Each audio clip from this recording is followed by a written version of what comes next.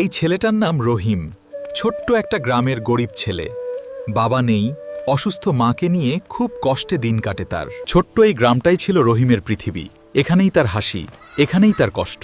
সারাদিন পরিশ্রম করেও অনেক সময় না খেয়েই থাকতে হতো তাদের। বাবা রহিম, আমাদের অবস্থা যতই খারাপ হোক, কখনো খারাপ পথে যেও না। চিন্তা করো না মা, আমি একদিন সব ঠিক করে দিব ইনশাআল্লাহ। আল্লাহ তোমার সহায় হন বাবা। খেজুর নিন, মিষ্টি খেজুর।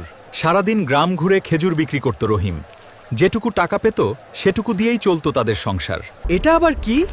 রাস্তার পাশে পড়েছিল একটা টাকার ব্যাগ। ও, ভেতরে ছিল অনেক টাকা। এত টাকা? মা দেখো, আমি রাস্তা থেকে এটা পেয়েছি। বাবা, এই টাকা আমাদের না।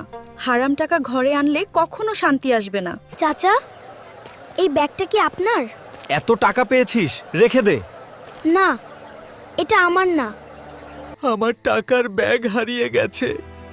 ও, আমি এখন কি করব? চাচা, এটা কি আপনার ব্যাগ? হ্যাঁ বাবা, আমি অনেকক্ষণ ধরে এটা খুঁজছিলাম। তাহলে এটা নিন চাচা। আল্লাহ তোমাকে উত্তম প্রতিদান দিন বাবা, তুমি অনেক ভালো ছেলে। আল্লাহ সৎ মানুষকে কখনো নিরাশ করেন না। রহিমের সততা দেখে সবাই মুগ্ধ হয়ে গেল। বৃদ্ধ লোকটি রহিমের মায়ের চিকিৎসা করালেন এবং রহিমের পড়াশোনার ব্যবস্থা করলেন। আপনি আল্লাহর ইমানদার ব্যক্তি হয়ে থাকলে আমাদের চ্যানেলটা সাবস্ক্রাইব করুন আর কমেন্টে জানান ভিডিওটা কেমন লেগেছে।